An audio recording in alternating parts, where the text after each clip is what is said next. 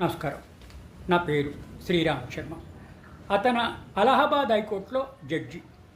ఆయన పేరు జస్టిస్ ప్రశాంత్ కుమార్.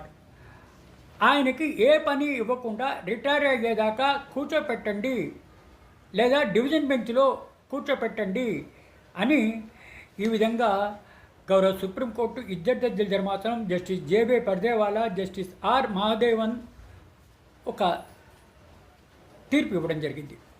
వివరాల్లోకి వెళ్తే సివిల్ సూట్తో పాటు క్రిమినల్ ప్రాసిక్యూషన్ కూడా జరపాలి. ఒకవేళ అప్పు తీసుకున్న వాళ్ళు సివిల్ సూట్లో డబ్బులు ఇవ్వకపోతే లేదా చెల్లించకపోతే అని జస్టిస్ ప్రశాంత్ కుమార్ అనడాన్ని గౌరవ సుప్రీంకోర్టు తప్పుపట్టింది.